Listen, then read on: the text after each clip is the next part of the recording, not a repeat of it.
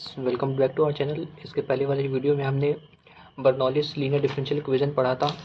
मैं उम्मीद करता हूं कि आपको बहुत अच्छे समझ में आ गया होगा। अगर नहीं आया आप या फिर आपने इस वीडियो को नहीं देखा है तो आप इसे ज़रूर देख लीजिएगा। ये सब भी पेपर में ज़्यादातर पूछे जाते हैं। ठीक है, अब हम मूव कर रहे हैं किस पे, अब हमारे अगले टॉपिक पे जिसका नाम है exact differential equation of first order. ठीक है, इसका हम वर्किंग रूल समझेंगे और 2-3 क्वेश्चन समझेंगे जिससे आपको ये टॉपिक बहुत अच्छे से समझ में आ जाएगा। ठीक है, इसके 2-3 केस भी होते हैं, उसे भी समझ लिया जाएगा। फिर उसके बाद हम अपने मेन सबसे इंपॉर्टेंट टॉपिक पे मूव करेंगे। ठीक है, इसे मैं जल्दी जल्दी कोशिश करूँगा कि इसे बता दूँ, क्योंकि ये ज़्यादा पूछा नहीं जाता और पूछा भी जाता है तो किसी और क्वेश्चन के साथ आता है तो क्या होगा, आपको समझ आ जाएगा। थोड़ा टफ भी होता है, ट्रिकी भी होता है, लेकिन आपको समझ आ जाएगा। आप इस वीडियो को पूरा आखिरी तक देखते रहिएगा। ठीक है, तो सबसे पहले हम वर्किंग रूल समझ लेते हैं। वर्किंग रूल में हमारा केस 1 पहले देख लेते हैं। ठीक है, given differential equation of the form M D X plus N D Y equals to 0। इसकी फॉर्म में हमें क्या मिलेगा, क्वेश्चन मिलेगा। ठीक है, एम की जगह हमारा कुछ भी हो सकता है, X square Y square Z square कुछ भी होगा। ठीक है, साइन कॉस टेन यहाँ भी ऐसे हो सकता है। ठीक है, कुछ भी हो सकता है इनके आगे। Where M N are function of X Y. ठीक है, क्या होगा, वही मैं कह रहा हूँ कि यहाँ पे कोई भी फंक्शन हो सकता है एक्स और वाई का। नेसेसरी कंडीशन क्या है, सेटिस्फाई होना चाहिए। क्या सेटिस्फाई होना चाहिए, del M upon del Y equals to del N upon del X. अब ये क्या होता है, ये जो हमारा एम है ना, इसको वाई के रिस्पेक्ट में डिफरेंशिएशन करेंगे। ठीक है, अब आप बोलोगे कि वाई के रिस्पेक्ट में क्यों करें और कैसे समझ में आएगा कि वाई के रिस्पेक्ट में क्या करना है और क्या नहीं करना है। तो बहुत ईजी वे में एक और मैट्रिक बता रहा हूँ आपको। ठीक है, ये सब आपको कोई नहीं बताएगा, सिर्फ आपको इसे मेरे चैनल में मिलेगा। ठीक है, जब भी एम डी एक्स या फिर डी एक्स, यहाँ पे एम तो हमारे इसमें वर्किंग रूल में लिखा है, लेकिन क्वेश्चन में एम एन थोड़ी ना लिख के आएगा, तो आपको कैसे पता चलेगा कि del M upon del Y बनाना है। तो मैं आपको एक एग्जांपल देता हूँ। एग्जांपल नहीं, मतलब बहुत अच्छा ट्रिक बताता हूँ। ठीक है, जब भी डी एक्स के आगे कुछ भी लगा होगा तो वो होगा एम। ठीक है, क्या बोल रहा हूँ फिर से सुनो, डी एक्स के आगे कुछ भी लगा होगा तो वो होगा एम, उसके आगे वाला टर्म क्या होगी, एम होगी। तो वाली आगे वाली टर्म हो गई एम। ठीक है, डी एक्स के रिस्पेक्ट में क्या है, डी एक्स क्या है, एम डी एक्स के साथ है। ठीक है, डी एक्स के साथ कोई भी टर्म होगी तो क्या होगी, एम होगी। तो डेल एम लिख देना और यहाँ पे वापस आना तो देखोगे, क्या देखोगे आप कि यहाँ पे एम के साथ डी एक्स है, एम के साथ क्या है, डी एक्स है। तो नीचे किसका डिफ्रेंशिएशन करोगे, डी वाई के, डी वाई के साथ है तो डिफ्रेंशिएशन किसके साथ होगा, डी एक्स के रिस्पेक्ट में होगा। ठीक है, फिर से एक बार समझ लीजिए मैं क्या कह रहा हूँ। मैं कह रहा हूँ कि जब एम जो डी एक्स के साथ जो टर्म है उसका डिफ्रेंशिएशन हम करेंगे वाई के रिस्पेक्ट में, जो डी वाई के साथ जिसका जो भी टर्म है उसका अपन डिफ्रेंशिएशन करेंगे एक्स के रिस्पेक्ट में। जब उसका रिस्पेक्ट अपन जब उसको कर देंगे डिफ्रेंशिएशन तो क्या करेंगे, देखेंगे हम दोनों को इक्वल आना चाहिए। ठीक है, जब वाई के रिस्पेक्ट में जो एम का डिफ्रेंशिएशन होगा और जो एक्स के रिस्पेक्ट में एन का डिफ्रेंशिएशन होगा वो दोनों क्या होना चाहिए, इक्वल आना चाहिए। ठीक है, जब ये दोनों इक्वल आ जाएंगे तब हम क्या करेंगे, आगे मूव करेंगे। अगर ये इक्वल नहीं आता तो उसकी अलग एक मेथड होगी, उससे सॉल्व करना पड़ेगा। लेकिन अभी अगर हमारे इक्वल आ जाता है तो हम क्या करेंगे वो देख लेते हैं। ठीक है, फिर हम क्या करेंगे, कंप्लीट सोल्यूशन लिखेंगे। कंप्लीट सोल्यूशन कैसे लिखेंगे, integration M D X plus N D Y करके हम क्या लिखेंगे, अपना कंप्लीट सोल्यूशन। ठीक है, इंटीग्रेशन कर देंगे किसका, ये जो अपनी टर्म है इसी का। ठीक है, ये अपन ने क्या करें, ये अपन ने सिर्फ चेक करें हैं कि ये अपना एग्जैक्ट डिफरेंशियल इक्वेशन है या नहीं। ठीक है, अब ये जो अपनी टर्म आई थी उसका करेंगे अपन इंटीग्रेशन कर देंगे। ठीक है, यहाँ पे एक अलग इंटीग्रेशन, यहाँ पे एक अलग इंटीग्रेशन लगा के दोनों का अलग अलग ऐसे इंटीग्रेशन करना। ठीक है, पूरे एक साथ भी कर सकते हो, लेकिन क्या है बात एक ही हुई, चाहे अलग अलग करो चाहे एक साथ करो। ठीक है, तो M D X plus N D Y कर देंगे। ठीक है, लेकिन यहाँ पे क्या, यहाँ पे एक सिर्फ इंटीग्रेशन नहीं करना है, कैसे इंटीग्रेशन करना है वो देख लो यहाँ पे। ठीक है, जो एम डी एक्स है मतलब कि जो एम वाली टर्म है ना उसमें क्या होगा, वाई कांस्टेंट हो जाएगा। ठीक है, जैसे मान लो हमारे पास टर्म है एक्स वाई की, तो जो हमारा वाई वाली टर्म हो जाएगी तो उसको कांस्टेंट मान लेंगे। जैसे ए बी सी डी 1 2 3 4 को कांस्टेंट मान लेते हैं, वैसे वाई को कांस्टेंट मान लेंगे और एक्स के रिस्पेक्ट में अपने यहाँ पे करेंगे इंटीग्रेशन कर देंगे। वहीं पे जो एन वाली टर्म है वहाँ पे क्या होगा, जो एक्स वाली टर्म है ना उसको नहीं लेंगे। ठीक है, उसको क्या करेंगे, नहीं लेंगे एक्स वाली टर्म को, सिर्फ वाई वाली टर्म को लेंगे। एक्स वाली टर्म को नहीं लेना है, सिर्फ वाई वाली टर्म को लेना है। ठीक है, जो एक्स वाली टर्म है उसको हटा देंगे। अगर मान लो हमारे पास एक्स प्लस वाई एक्स आ गई, ठीक है, ऐसे टर्म आ गई। ठीक है, अब बोला जा रहा है कि वहाँ पे फ्री फ्रॉम एक्स बोला जा रहा है। क्या बोला जा रहा है, फ्री फ्रॉम एक्स, मतलब कि एक्स वाली टर्म नहीं लेना है। तो यहाँ पे एक्स है, यहाँ भी एक्स है। ठीक है, वाई के साथ भी एक्स है और सिंगल भी एक्स है। तो क्या होगा, यहाँ पे जीरो आ जाएगा, क्योंकि एक्स वाली टर्म में लेना ही नहीं है हमें। तो चाहे अगर वो वाई के साथ है या फिर अकेली है तो भी हम क्या करेंगे, टर्म नहीं लेंगे। अगर सिर्फ वाई है, वाई स्क्वायर है, वाई क्यूब है तब ले सकते हैं। ठीक है, यहाँ पे इतना समझ में आ गया। ये था अपना वर्किंग रूल। ठीक है, वर्किंग रूल बहुत ईजी है, आप इसे वीडियो वापस से पीछे करके वापस देख लेना, बहुत आसानी समझ में आ जाएगा। मैंने बहुत अच्छे समझा दिया। ठीक है, आपको कोई डाउट नहीं होगा। अब इसका क्वेश्चन देख लेते हैं। ठीक है, क्वेश्चन में अपना क्वेश्चन क्या, क्वेश्चन देख लेते हैं। क्वेश्चन ये अपना क्वेश्चन है। ठीक है, 1 + 4x y + 2y का स्क्वायर dx। ठीक है, मैंने क्या बोला था, dx के आगे जो रहेगा उसको क्या मान लेंगे, उसको मान लेंगे m। अब यहाँ पे क्या 1 प्लस एकदम सेम एज टर्म है, उसको क्या मान लेंगे हम, उसको मान लेंगे अपन एम, तो ये हो गया एन, डी वाई के आगे हो गया तो एन, ठीक है।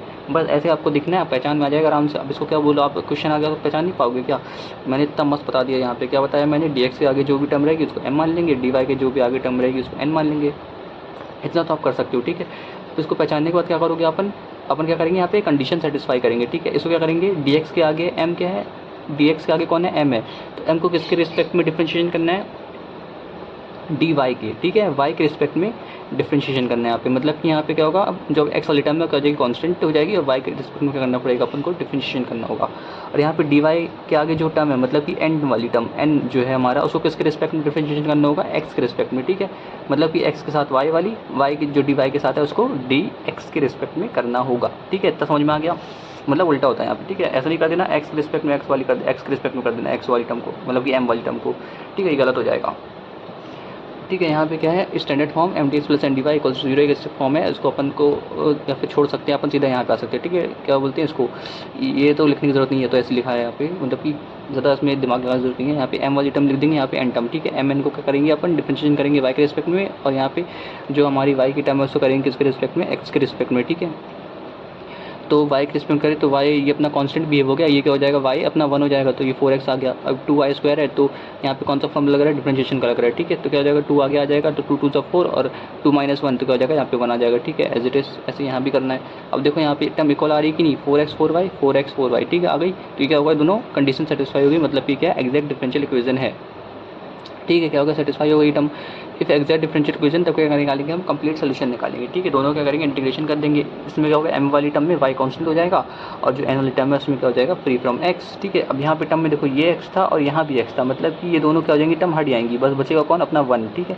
यहाँ पे क्या आएगा, सिर्फ 1 आ जाएगा, क्या आएगा यहाँ पे सिर्फ, देखो एक फिर से बता देता हूँ, यहाँ पे एक्स टर्म थी, यहाँ भी एक्स टर्म थी, यहाँ पे एक्स टर्म नहीं थी, ठीक है। यहाँ पे क्या होगा, एक्स टर्म नहीं थी, तो ये वाली टर्म 0 हो जाएगी, ये टर्म भी 0 हो जाएगी, बस ये बचेगी, ठीक है। यहाँ पे देखो बस 1 बचा, और ये पूरा एज इट इज़ हमारा m रहेगा, ठीक है। यहाँ पे किसके रिस्पेक्ट में कर रहे हैं अपन करेंगे x के रिस्पेक्ट में, y हमारा कौन सा हो जाएगा, कांस्टेंट हो जाएगा, ठीक है। ऐसे आपको निकाल के अपना क्या निकालना है, ये अपना हो गया आंसर। बस इतना इंटीग्रेशन तो आता ही होगा, नॉर्मल डिफरेंशिएशन आती ही होगा नॉर्मल। अपन 12 पास हो के आए तो इतना तो अपन को बनता ही बनता है, ठीक है। बहुत आसान है, बस अपन को ये वर्किंग रूल जो मैंने बताया ना आपको, वर्किंग रूल बस ये आपको ध्यान में रखना है, बस ये ध्यान में रखते हो आप सारे क्वेश्चन आसानी से कर सकते हो, क्योंकि पूरे यूनिट में सिर्फ आपको डिफरेंशिएशन इंटीग्रेशन बस यही करना है, ठीक है। आगे बढ़ते हैं नेक्स्ट क्वेश्चन में। नेक्स्ट क्वेश्चन में देखो ये हो गया अपने एक टर्म, और ये हो गई एक टर्म, ये पूरी एक टर्म है, ठीक है।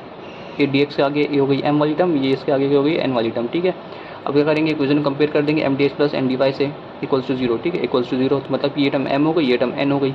अब m वाली टर्म और n वाली टर्म को लिख लेंगे और उसको करेंगे डिफरेंशिएशन करेंगे, ठीक है। एक को y के रिस्पेक्ट में, m को y के रिस्पेक्ट में, n को x के रिस्पेक्ट में डिफरेंशिएशन होगा। फिर देखेंगे दोनों इक्वल आ रही है कि नहीं, देखेंगे हाँ दोनों इक्वल आ रही है। अब क्या करेंगे, आगे फर्दर क्या करेंगे, उसका कंप्लीट सोल्यूशन निकाल लेंगे। कंप्लीट सोल्यूशन कैसे, integration M D X plus N D Y equals to C करके क्या हो जाएगा, इसमें y कांस्टेंट हो जाएगा, इसमें x क्या हो जाएगा, मतलब कि यहाँ पे x वाली टर्म नहीं आएगी, ठीक है।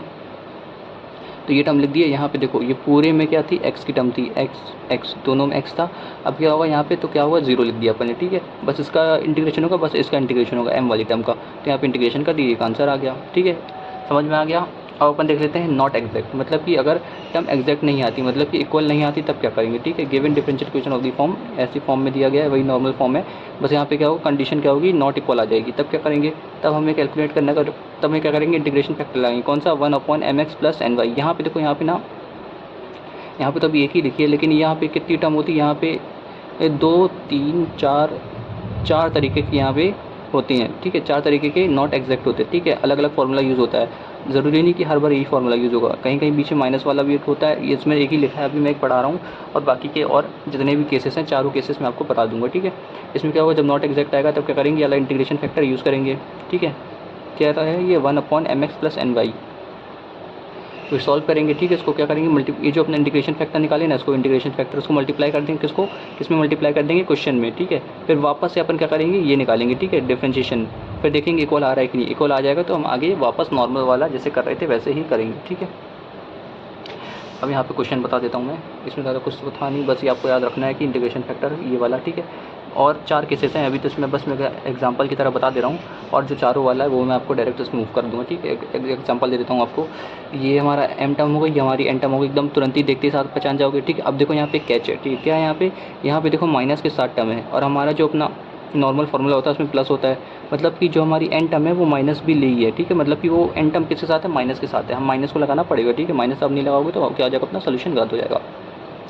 डिफ्रेंशिएशन कर दिए, इक्वल आया, नहीं इक्वल आया, एक्स स्क्वायर आया माइनस 3x², ठीक है, इक्वल नहीं है, अब क्या करेंगे, इसको इंटीग्रेशन फैक्टर में पुट करेंगे, ठीक है, जो m वाली टर्म है उसको x से मल्टीप्लाई करेंगे और जो n वाली टर्म है उसको y से मल्टीप्लाई करेंगे और क्या करेंगे, दोनों को प्लस कर देंगे, 1/, करके प्लस कर देंगे दोनों को, ठीक है, यहाँ पे करें x से मल्टीप्लाई, y से मल्टीप्लाई, कौन सी टर्म को, m टर्म को और n टर्म को, ठीक है, मल्टीप्लाई कर देंगे तो हमारा क्या आंसर आएगा, हमारा इंटीग्रेशन फैक्टर ये आ जाएगा, ठीक है, 1/- y की पावर 4। अब इसको क्या करेंगे, इसको जाके सीधा मल्टीप्लाई कर देंगे अपने क्वेश्चन में, ठीक है, मल्टीप्लाई कर देंगे क्वेश्चन में तो हमको क्या मिल जाएगा, एक इक्वेशन मिल जाएगी, ठीक है, हमें एक अलग से इक्वेशन मिल जाएगी, मतलब कि क्वेश्चन अलग से बन जाएगा। फिर वापस से उसमें क्या करेंगे, अपन लगाएंगे एग्जैक्ट डिफरेंशियल इक्वेशन, वापस से लगाएंगे, मतलब कि हम mn उसमें से वापस से निकाल लेंगे और उसको क्या करेंगे, डिफ्रेंशिएशन करेंगे, ठीक है, डिफ्रेंशिएशन एकदम पहले जैसा है, ठीक है, ये नहीं बोलना कि m के साथ x है, नहीं, m के साथ y ही रहेगा और n के साथ x ही रहेगा हमेशा, ठीक है, तब आप करोगे तो क्या आएगा, इक्वल आ जाएगा, इक्वल आने के बाद भाई यहाँ पे कंप्लीट सोल्यूशन निकाल देना। कंप्लीट सोल्यूशन कैसे निकालते हो आपको मैंने समझा ही दिया है, ठीक है, बस मैं आपको चारों केस बता देता हूँ, ठीक है, एक सेकंड।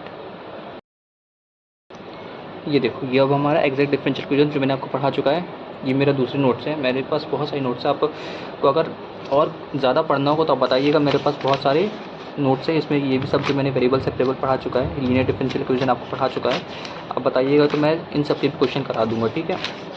ये देखिए, बर्नौलीज का एक अलग टॉपिक मेरे पास इसमें टॉपिक है जिसमें अलग से क्वेश्चन भी हैं, पर मैंने आपको जो मेन थे वो सब मैंने आपको पढ़ा दिया है। ये भी अपना एग्जैक्ट मैंने आपको समझा दिया वर्किंग रूल, ये क्वेश्चन है, आप क्वेश्चन देख सकते हो, अगर आपको करना चाहो तो आप खुद भी सॉल्व कर सकते हो, ठीक है। मैं आपको इसमें नॉट एग्जैक्ट वाले में मूव करता हूँ सीधा, ठीक है, आप इसको देखना चाहो या फिर स्क्रीनशॉट लेना चाहो तो आप ले सकते हो, बाद में आपको सॉल्व करना हो तो, ठीक है। मैं ये सब पढ़ाऊँगा, टेंशन नहीं लीजिएगा आप सब, मैं ये सब भी पढ़ा दूँगा, सारे जितने क्वेश्चन है सब कवर करा दूँगा, बस आप सपोर्ट करते रहिएगा, ठीक है। ये अपना आ गया नॉट एग्जैक्ट वाला टॉपिक, ठीक है। इसमें कितने केस हैं मेरे पास, में आपको 4 केस होंगे, ठीक है। 4 केस कौन कौन से होंगे मैं तो चारों केस बता देता हूँ, ठीक है। चारों केस में क्या करना होगा, आपको इंटीग्रेशन फैक्टर निकालना होगा और उससे क्वेश्चन मल्टीप्लाई करना होगा और वापस जैसे अपन एग्जैक्ट से सॉल्व कर रहे हैं वैसे ही सॉल्व करना होगा, ठीक है। तो चलिए देखिए, यहाँ पे 4 केस हैं। पहला केस क्या कह रहा है, पहला केस कह रहा है कि गिवन डिफरेंशियल नॉट एग्जैक्ट, ठीक है। वो तो अपन को पता ही एग्जैक्ट नहीं होगी तो अपन केस लगाएंगे, ठीक है। क्या केस है, पहला केस है होमोजीनियस। होमोजीनियस में कैसा केस होता है, होमोजीनियस में जितने भी क्वेश्चन मतलब कि क्वेश्चन देखो मैं एक एग्जांपल से लेकर समझाता हूँ, ऐसे समझ नहीं आएगा क्योंकि बहुत ट्रिकी हो जाएगा, फिर कॉम्प्लेक्स हो जाएगा समझाने में। जैसे बताना चाहूँ कि होमोजीनियस क्या है, ठीक है। होमोजीनियस है जैसे मान लो क्वेश्चन आपको दिया है वो एग्जैक्ट नहीं है, ठीक है। आपको पता चल गया कि इसको एग्जैक्ट वाली कंडीशन लग रही है, dx dy वाली है, पर यहाँ पे क्या है, ये एग्जैक्ट नहीं है। तो आप कैसे पहचानोगे कि किसमें चारों में से कौन सा केस लगेगा, क्योंकि आपको ही बताया तो जाएगा नहीं कि कौन सा केस लगेगा। तो आपको इसमें पहचानने का तरीका ये है कि अगर आपका क्वेश्चन होमोजीनियस है, मतलब कि होमोजीनियस मतलब क्या, होमोजीनियस मतलब कि जैसे कि आपके क्वेश्चन में क्या है, सबकी पावर देखना, आपको सारे जितने भी टर्म है आपकी उसकी पावर देखना। यहाँ पे 1 1 तो इसको जब मल्टीप्लाई करेंगे तो क्या करेंगे, जब इसको यहाँ डिवाइड है, ठीक है, क्या होगा, अगर सेम टर्म होती तो क्या होता है, ऐड हो जाता है, ठीक है। तो 1 1 क्या होगा, यहाँ पे 2 हो गया, ठीक है। इसकी पावर क्या हो गई, 2 हो गई, मतलब कि आपको देखना है हाईएस्ट पावर, मतलब कि एक सिंगल टर्म की हाईएस्ट पावर कितनी है। तो इसमें भी 2 है, इसमें भी 2 है, इसमें भी 2 है और इसमें 1 1 मिला के क्या हो जाएगी 2, मतलब कि हाईएस्ट पावर क्या हो गई, 2 हो गई। मतलब ये क्या हो गया, ये होमोजीनियस का क्वेश्चन हो गया। वैसे अगर यहाँ पे पावर सेम नहीं होती तो क्या होता है, हम दूसरे बाकी के और टॉपिक और जो अपना केस है उससे सॉल्व करते हैं, ठीक है। लेकिन अभी ये होमोजीनियस वाला क्वेश्चन फंस गया है, तो ये क्या होगा, होमोजीनियस नॉट एग्जैक्ट वाला, ठीक है। नॉट एग्जैक्ट में होमोजीनियस से ये सॉल्व होगा, ठीक है। यहाँ पे देख लेते हैं, यहाँ पे देखो 3 है, ठीक है, 2 और इसकी पावर 1, 2 + 1 3 3 3, तो मतलब क्या हो गया, होमोजीनियस का क्वेश्चन हो गया। अब अपन को पहचान ली कि होमोजीनियस का क्वेश्चन है। अब तो इसमें क्या करेंगे, इंटीग्रेशन फैक्टर क्या होगा, ये वाला इंटीग्रेशन फैक्टर होगा जो मैंने आपको इसके पहले वाले नोट्स में दिखाया था, ठीक है। मतलब कि 1/mx + ny, mx क्या, m क्या है, यहाँ पे जो क्वेश्चन में m होगा उसको x से मल्टीप्लाई करेंगे, जो क्वेश्चन में n होगा उसको y से मल्टीप्लाई करेंगे और क्या करेंगे 1/m करके इसको क्या करते हैं, 1 जो अपना टर्म बनी उसको क्या करेंगे, प्लस कर देंगे। अब जो इंटीग्रेशन फैक्टर आया उसको क्या करेंगे, मल्टीप्लाई कर देंगे किससे, क्वेश्चन से, ठीक है। जो क्वेश्चन होगा अपना उससे मल्टीप्लाई कर देंगे और वापस से उसको क्या करेंगे, अपन इसको वापस से क्या करेंगे, del y = del n del x करके निकाल लेंगे। तो क्या होगा, ये दोनों इक्वल आ जाएगा। लेकिन अभी जब ये अगर ये चीज़ नहीं करेंगे तो क्या आएगा, इक्वल नहीं आएगा, ठीक है। जब तक केस नहीं लगाएंगे इक्वल आ जाएगा, फिर आपको वही अपना एग्जैक्ट लगा के सॉल्व कर देना है, ठीक है। अब दूसरा केस क्या है, दूसरा केस ये आप सबको याद करना होगा, ये तो याद करनी होगा, इतना तो याद कर ही सकते हो आप, ठीक है। होमोजीनियस में क्या होगा, प्लस होगा, ठीक है, इतना याद रखना है, ठीक है। होमोजीनियस में प्लस होगा। अब इक्वेशन किसके फॉर्म में है, एक इक्वेशन ऐसी फॉर्म में है कि अपना जो अंदर वाली टर्म है ना, dx और dy के साथ जो अंदर वाली टर्म है वो क्या होगी, सेम होगी, बस उसमें एक टर्म में क्या होगा, वाई बाहर निकला होगा और एक में एक्स बाहर निकला होगा और अंदर वाली टर्म क्या होगी, सेम होगी, ठीक है। जो एम वाली टर्म है उसमें एक वाई एक्स्ट्रा निकला होगा और जो हमारी एन वाली टर्म है उसमें एक एक्स एक्स्ट्रा निकला होगा, ठीक है। और जैसे सारी टर्म सेम होगी, ठीक है। एग्जांपल देख लेते हैं, जैसे कि 1 + xy, ये एक टर्म हो गई 1 - xy, ठीक है। इसमें क्या होगा, xy 1 प्लस और 1 माइनस, ठीक है। एग्जैक्ट सेम सेम आ रही, ठीक है। यहाँ पे y एक्स्ट्रा निकला हुआ है, यहाँ पे x एक्स्ट्रा निकला हुआ है, ठीक है। n वाली में क्या होगा, n वाले में x होगा और यहाँ पे जो m वाली है उसमें क्या होगा, y होगा, ठीक है। तो हम क्या लगा देंगे, हम केस 2 लगा देंगे, हम समझ जाएंगे तुरंत ही क्वेश्चन कौन सा है, नॉट एग्जैक्ट है। नॉट एग्जैक्ट में कौन सा है, केस 2 वाला है, ठीक है। अब जैसे कि यहाँ पे एक और क्वेश्चन देख लेते हैं। तो ये क्वेश्चन क्या कह रहा है, ये क्वेश्चन भी देखो सेम वैसे ही है, ठीक है। इसकी पावर चेक करेंगे, पावर इक्वल आ रही है क्या, पावर इक्वल नहीं आ रही है। यहाँ पे 5 हो गई, 2 + 3 5, यहाँ पे क्या हो गई 3 हो गई, ठीक है। होमोजीनियस नहीं है, मतलब कि कौन सा होगा, ये होगा अपना। आगे बढ़ जाएंगे, केस 2 केस 3 केस 4 में से देखेंगे कि इनमें से है कि नहीं, ठीक है। तो इनमें से है कि नहीं कैसे पता चलेगा, अब यहाँ से अपन कुछ एक टर्म बाहर निकालेंगे। कैसे बाहर निकालेंगे, जैसे मान लो यहाँ से अगर अपन ने क्या निकाला, मान लेते हैं यहाँ से y² निकाल दिया या फिर y निकाल दिया, ठीक है। y टर्म बाहर निकाल दिया, क्या निकाला यहाँ से, y टर्म बाहर निकाल दिया, तो क्या बचेगा, यहाँ पे xy बच जाएगा, यहाँ पे 2x² और y बच जाएगा, ठीक। कैसे बचेगा देखो मैं करके बता देता हूँ, शायद तक आपको ऐसे समझना है। इसमें से मैं y निकाल रहा हूँ, ठीक है। तो xy + 2x² y², यहाँ पे मैंने क्या निकाला था, y निकाला था dx, ठीक है। मैंने क्या बोला था, m वाली टर्म में क्या निकालेंगे, हम y निकालेंगे, प्लस यहाँ पे क्या x वाली टर्म में क्या निकालेंगे और dy वाली टर्म, मतलब कि जो n वाली टर्म है n वाले में क्या निकालेंगे, हम x निकालेंगे। ये देखो मैंने बताया हूँ, ठीक है। ये चीज़ मैं जो चीज़ बता रहा हूँ ना, कि एक चीज़ ये सब आपको एकदम ध्यान में रखनी है, क्योंकि ये चीज़ आपको पेपर में बचा सकती है पास होने से, फेल होने से, सॉरी, आपको फेल होने से ये सारी टर्म चीज़ें बता सकती हैं, मतलब बचा सकती हैं। नहीं तो आप समझ ही नहीं पाओगे कि यूज़ क्या करना है, एकदम कंफ्यूज हो जाओगे। 99% गारंटी मैं दे रहा हूँ, अगर आपने ये सब चीज़ें याद नहीं रखी तो आप कंफ्यूज हो जाओगे, ठीक है। ये जो शॉर्ट में ट्रिक बता रहा हूँ इसे याद रखना, ठीक है। यही चीज़ आपको बचा सकती है पेपर में। अगर आपने यहाँ से y निकाल दिया, x निकाल दिया, तो आपका आंसर ही नहीं आएगा, आप समझ ही नहीं पाओगे कि वो क्या रहा है, ठीक है। क्वेश्चन में फंस जाओगे आप बीच में। तो यहाँ पे क्या होगा, यहाँ पे y निकालना है, यहाँ पे n वाली टर्म में x निकालना है, ठीक है। तो यहाँ पे क्या जाएगा, xy एज इट इज़ बन रहा है कि नहीं बन रहा, देखो x² y², ठीक है। यहाँ पे dy = 0, यहाँ पे देखो xy x² और यहाँ पे y², ठीक है। x² y², यहाँ पे टर्म सेम आ गई, यहाँ पे x निकाल ली, यहाँ पे y निकाल ली, मतलब कि क्या होगा, केस सेकंड होगा। केस सेकंड में क्या करना होगा, केस सेकंड में सेम वही जो अपना यहाँ पे था, देखो जो यहाँ पे था वही वाला सेम यहाँ भी बनाना है, ठीक है। बस यहाँ पे क्या गया, बीच में माइनस आ गया, ठीक है। पहले वाले केस में प्लस, ऐसे याद कर लो, देखो पहले वाले केस में प्लस है, दूसरे वाले केस में माइनस है, ठीक है। पहले केस में प्लस है, दूसरे केस में माइनस है, बस ये 2 आपको केस याद होगा, चुटकी में याद हुए कि नहीं हुए। अब ये चीज़ क्या भूलोगे, आप नहीं भूलोगे। अब केस 3rd 4th देख लेते हैं। केस 3rd 4th क्या है, ये क्वेश्चन है केस 3rd और 4th का। इसमें क्या होगा, एक तो इंटीग्रेशन फैक्टर में 1/n del m del y minus del n del x, ठीक है। एक में क्या होगा, माइनस होगा, सेम एज इट इज़ है, ठीक है, माइनस होगा। यहाँ पे क्या होगा, 1/n होगा, ठीक है। किसके लिए, टर्म ऑफ n ओनली, यहाँ पे क्या होगा, सिर्फ n की टर्म होगी, ठीक है।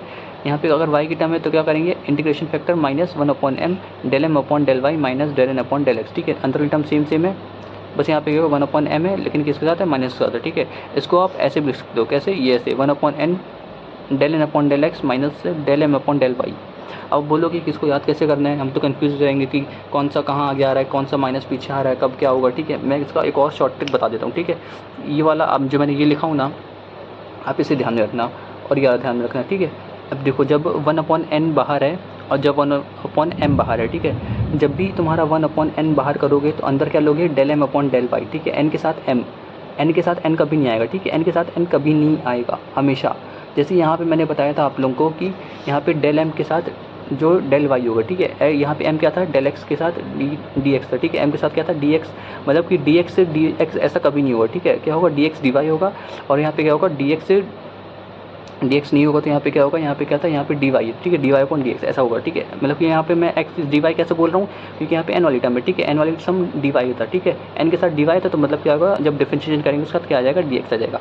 मैं कंफ्यूज नहीं करना चाह रहा हूँ, मैं आपको जो मैं लॉजिक बता रहा हूँ, अगर आपने वो समझ लिया, एक बार में अगर समझ लिया, 2 बार में समझ लिया, आपको 99% आप कभी नहीं भूलोगे, ठीक है। और बहुत आसानी से चुटकियों में आप इसको क्वेश्चन सॉल्व कर पाओगे। वही लॉजिक मैं यहाँ पे आपको दे रहा हूँ कि जो n है उसके साथ हमेशा m यूज़ करना आगे, और माइनस के साथ कौन आएगा, माइनस में कौन आएगा, ये इसको जो n टर्म है ना उसको माइनस में लेना, ठीक है। माइनस में वही जो अपना अपन डिफरेंशिएशन करते हैं वही, ठीक है, माइनस में लेना। और यहाँ पे क्या m है, m के साथ क्या जाएगा, n आ जाएगा। माइनस में किसको लोगे, माइनस में इसकी m वाली टर्म को करोगे, जो डिफरेंशिएशन है उसको क्या करोगे, माइनस में ले लोगे, ठीक है। इतना समझ में आ गया। फिर से एक बार बता दूँ, ठीक है, लास्ट बार बता रहा हूँ, बहुत अच्छे से सुनना। n के साथ जब भी अब ये आप इसमें ये नहीं पूछना कि इसको पहचानेंगे कैसे, ठीक है। ये आपको कल तुक्का मारना पड़ेगा आपको क्वेश्चन को, दोनों में आपको क्या करना पड़ेगा, क्वेश्चन में तुक्का मारना पड़ेगा, जिसमें आपको जैसे मान लो यहाँ पे इंटीग्रेशन फैक्टर आया, ठीक है। इंटीग्रेशन फैक्टर मैं आगे बताऊंगा, अभी आप याद कर लो, ठीक है। मैं आगे बताता हूँ, नहीं तो कन्फ्यूज जाओगे आप लोग। यहाँ पे 1/n, n के साथ क्या आएगा, हमेशा आगे सबसे पहले m आएगा, m वाली टर्म आएगी, फिर n वाली टर्म आएगी। वहीं पे जो हमारी 1/m है उसमें आगे n वाली टर्म आएगी, और माइनस में कौन आएगी, पहले n वाली टर्म आ गई, m के साथ n, और यहाँ पे जो सेम 1/m है उसके साथ कौन आएगी, आखिरी माइनस में कौन लेगा, 1/1 del m upon del y आ जाएगा, ठीक है। इतना समझ में आ गया। अब देखो यहाँ पे जो इंटीग्रेशन फैक्टर है n के साथ कौन सा आएगा, n के साथ हमेशा अपना जो यहाँ पे क्या है f(x) आएगा, ठीक है। मतलब इंटीग्रेशन यहाँ पे f(x) dx, यहाँ पे ये आप कहीं देखा लग रहा है आपको, ये बर्नौलिस में या फिर लीनियर डिफरेंशियल इक्वेशन मैंने बताया था, ठीक है। वही चीज़ यहाँ भी है और ये चीज़ यहाँ भी है, ठीक है।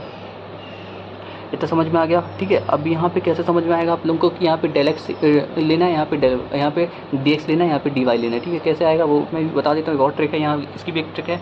ये सारी ट्रिक प्लीज़ कोशिश करना कि आप याद रखो, ठीक है। यहाँ पे क्या है, 1/n है, ठीक है।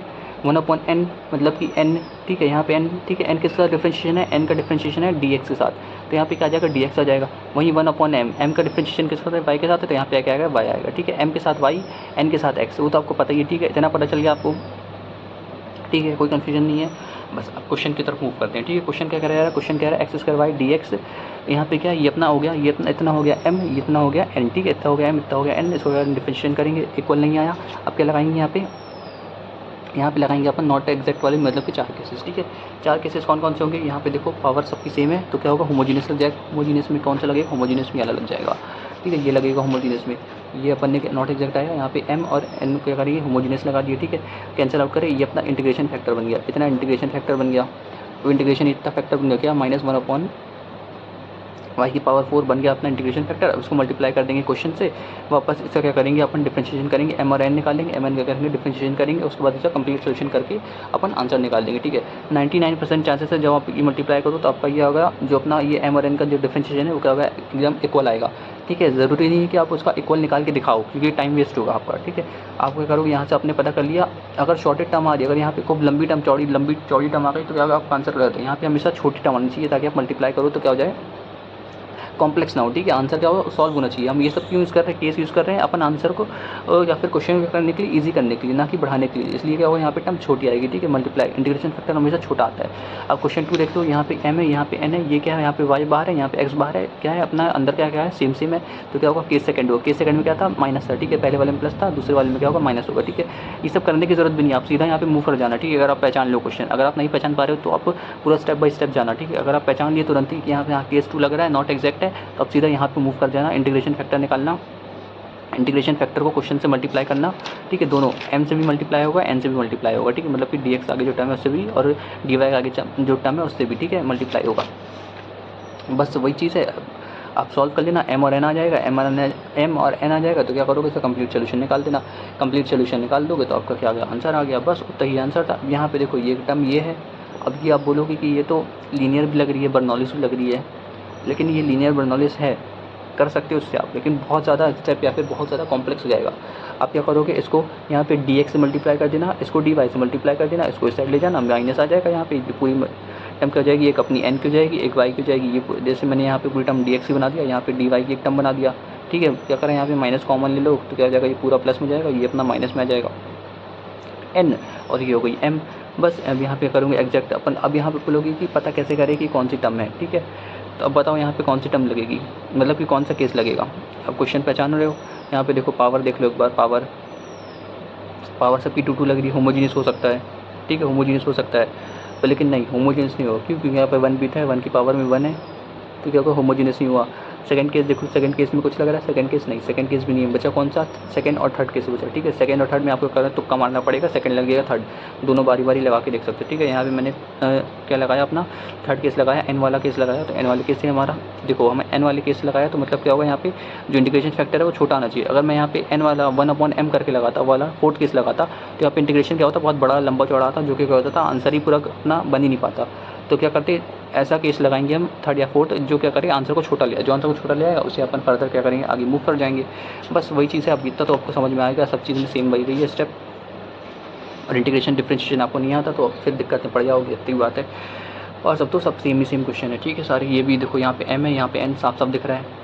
अब क्या करोगे इसमें, वही अपन लगाना है। यहाँ पे देखो पावर देख लो, पावर सेम नहीं है, मतलब कि होमोजीनियस ही नहीं है, क्योंकि यहाँ पे इसकी पावर 1 है, यहाँ पे 4 है, यहाँ भी 4 है, यहाँ पे 4 है, लेकिन ये क्या था y और x क्या है अपनी पावर में नहीं आ रहा, मतलब कि होमोजीनियस हो सकता था अगर यहाँ पे वाई एक्स ना हो, लेकिन वाई एक्स तो क्या होगा, होमोजीनियस भी है नहीं है, और यहाँ पे सेकंड केस भी नहीं है, मतलब कौन सा केस लगेगा यहाँ पे, थर्ड या फोर्थ कोई सा केस लगेगा। अब यहाँ को पहचानना पड़ेगा कौन सा केस लगाना है, ठीक है। और तो आपको तुक्का ही मारना पड़ेगा यहाँ पे, ठीक है। तुक्का मार लो आराम से। अगर आपने देखे इंटीग्रेशन फैक्टर, अगर यहाँ पे मैं वही n वाली टर्म लगाता तो क्या होता है, इंटीग्रेशन फैक्टर बहुत बड़ा आता, लेकिन अभी इंटीग्रेशन फैक्टर क्या आ रहा है, इंटीग्रेशन फैक्टर यहाँ पे m के साथ है, तो कितना आ रहा है, सिर्फ इंटीग्रेशन फैक्टर यहाँ पे हमारा सिर्फ कितना आएगा, सिर्फ y आएगा। यहाँ पे हाँ एक और स्टेप शायद तक मैंने बताना भूल गया, इंटीग्रेशन फैक्टर कैसे निकाला हूँ मैंने, e की पावर में लगा के, ठीक है। n के साथ क्या आएगा, n के साथ dx आएगा, मैंने बता दिया हूँ यहाँ पे, यहाँ से देख के पहचान लोगे आप। n के साथ क्या लगाना है, dx लगाना है, मतलब n वाली टर्म लगाए तो dx से क्या करोगे, इंटीग्रेशन फैक्टर निकाल लोगे, ठीक है। ये तो आपको पता ही है इंटीग्रेशन फैक्टर कैसे निकालते हैं, ये अपना बर्नौलीज में हो गया, लीनियर डिफरेंशियल इक्वेशन में हो गया, दोनों में आपको पता है इंटीग्रेशन फैक्टर, ठीक है। इतना आपको निकालते आ जाएगा।